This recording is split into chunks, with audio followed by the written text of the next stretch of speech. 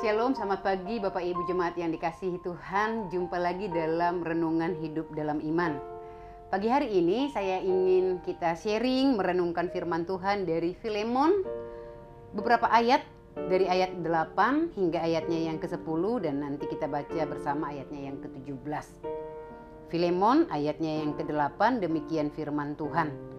Karena itu, sekalipun di dalam Kristus aku mempunyai kebebasan penuh untuk memerintahkan kepadamu apa yang harus engkau lakukan, tetapi mengingat kasih-Mu itu, lebih baik aku memintanya daripadamu.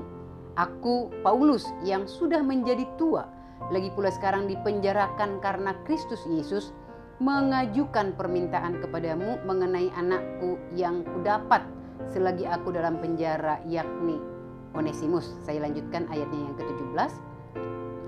Kalau engkau menganggap aku temanmu seiman, terimalah dia seperti aku sendiri. Nah, saudara yang dikasihi oleh Tuhan Yesus Kristus, tentu setiap kita tahu pentingnya sebuah surat rekomendasi. Baik surat rekomendasi untuk melanjutkan studi, untuk beasiswa, atau mungkin untuk kita mendapatkan sebuah pekerjaan. Tentu si pemberi rekomendasi harus mengenal dengan baik orang yang harus dia berikan rekomendasi. Barulah itu yang menjadi alasan dan dasar dia untuk memberikan rekomendasi layak atau tidak layak orang tersebut untuk direkomendasikan.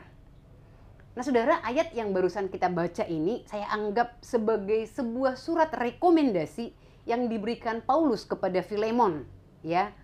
Untuk apa? Surat rekomendasi apa? Untuk menerima kembali mantan budak dari Filemon yang bernama Onesimus, yang telah melarikan diri, lalu tiba-tiba kemudian Filemon menerima surat rekomendasi dari Paulus yang juga adalah bapak rohaninya untuk menerima kembali si Onesimus ini.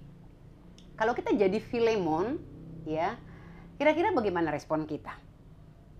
Mungkin kita akan bilang, wah Bapak Paulus, bukankah ini satu permintaan yang berlebihan?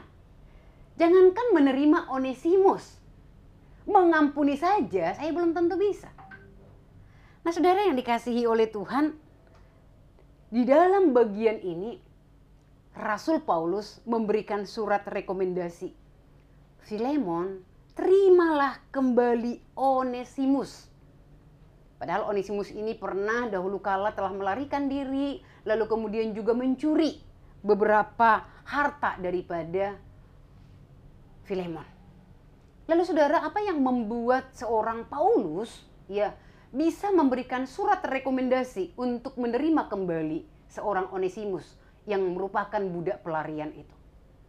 Nah, saya yakin itu karena pengenalan Paulus kepada Onesimus. Pengenalan akan apa? Pengenalan akan bagaimana Onesimus ini mengalami satu pertobatan yang sungguh-sungguh. Maka saudara, ketika orang lain melakukan kesalahan, bahkan ketika itu adalah sesuatu kesalahan yang fatal, yang bukan hanya mungkin melukai, tapi juga mungkin melakukan hal-hal yang merugikan, maka ada satu aspek yang kita nggak bisa abaikan untuk menerima orang itu kembali. Yaitu aspek apa? Pertobatan. Nah, pertobatan nggak bisa kita abaikan, saudara-saudara. Ketika kita mau menerima orang-orang yang telah merugikan, yang telah melukai kita di masa lampau. Nah, di sini kita melihat antara pengampunan dan rekonsiliasi. Mungkin ada orang berpikir, apakah pengampunan itu berarti harus rekonsiliasi? Tentu tidak. Pengampunan dan rekonsiliasi adalah dua hal yang berbeda. Pengampunan Tuhan ajarkan kita berikan kepada orang-orang, bahkan kalaupun mungkin orang itu nggak bertobat. Misalkan ada seseorang yang telah melukai kita dengan kata-katanya, melukai kita dengan mungkin sikapnya, apakah kita tidak akan mengampuni orang itu kalau dia belum bertobat? Tentu yang dirugikan adalah kita. Kalau kita terus terluka, memendam kebencian, kemarahan, maka yang dirugikan kita. Apalagi kalau kita melihat orang itu baik-baik saja hidupnya, dan kita yang terpikir siang dan malam, dan kita nggak bisa mengampuni orang itu. Nah, pengampunan kita berikan bahkan tanpa pertobatan orang tersebut. Itu yang Tuhan ajarkan. Karena pengampunan itu berbicara tentang relasi kita dengan Tuhan. Tapi sebaliknya adalah satu hal yang lain ketika kita berbicara tentang rekonsiliasi. Rekonsiliasi ini berarti berbicara tentang berbaikan kembali, berelasi kembali dengan orang tersebut. Kalau mungkin hanya sebatas kata-kata iya. Tapi kalau orang tersebut mungkin bukan hanya melukai, tapi dia merugikan kita. Misalkan dia adalah seorang pencuri, dia adalah seorang penjina, dia adalah seorang pelaku seksual dan lain sebagainya. Kita nggak serta-merta mengatakan kalau memang mengampuni itu adalah berrekonsiliasi, maka nggak heran banyak orang yang sulit untuk mengampuni. Karena dia pikir, kalau aku menerima orang itu kembali, maka itu akan melukai hatiku. Maka saudara, dalam bagian ini saya melihat bagaimana Paulus memiliki satu pengenalan terhadap Onesimus. Dia bisa memberikan satu rekomendasi bahwa Onesimus sudah mengalami satu pertobatan yang sungguh selama Onesimus berjumpa dengan Paulus di penjara. Makanya Paulus katakan, aku berjumpa dengan anakku ini di penjara. Dan Onesimus sudah menjalani pelayanan pastoral dari Paulus, dan kemudian itulah yang mengubahkan Onesimus. Dan keyakinan inilah yang membuat Paulus berani memberikan surat rekomendasi kepada Filemon, terimalah dia kembali. Maka Paulus meminta Filemon untuk menerima Onesimus kembali karena apa? Adanya jaminan dari Paulus tentang pertobatan Onesimus. Paulus berani memberi rekomendasi yang baik karena ia yakin Onesimus ini sudah sungguh-sungguh mengalami satu pertobatan.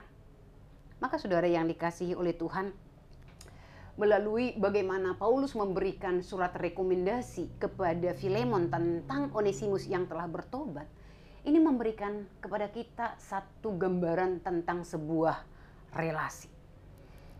Relasi antara Filemon dan Onesimus ini adalah kondisi relasi yang sangat sering terjadi di dalam kehidupan kita.